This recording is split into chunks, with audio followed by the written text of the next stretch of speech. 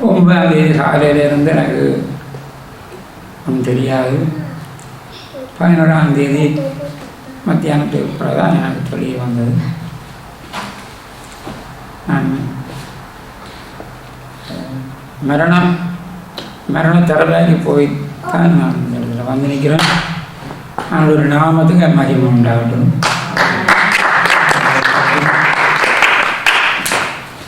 வந்தது இதில் 21ஆம் தேதி இந்த ஞாயிற்றுக்கிழமை நாங்கள் சாட்சி சொல்கிறது. இந்த லைவில் ஆண்டவருடைய மகாபெரிய கிருபை. எல்லாரும் 90% கூடுதலாக இல்லையாண்டு நினைச்ச நாட்கள்லாம் எல்லோரும் தவிச்சு போச்சு. நம்ம வீட்டில் பிள்ளைகள் தங்கச்சி சகல பேரும் தவிச்சுட்டுனா ஆனாலும் அவனுடைய மகாபெரிய கிருபையினால் நாங்கள் இடத்துல வந்திருக்கிறோம்.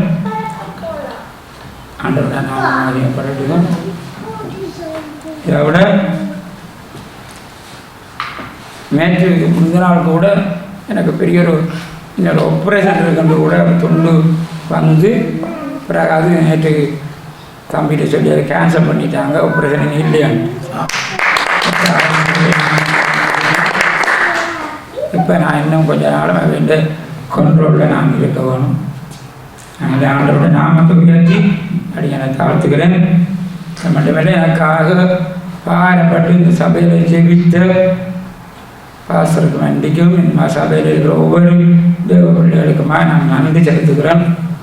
இன்னுமே எங்களை வீட்டில் விசாரித்து ஜெபித்து ஆறுதல் சொன்னவங்கள எல்லாருக்கும் கோடி ஆண்டவருடைய நாமத்தினால நன்றி செலுத்துகிறோம்.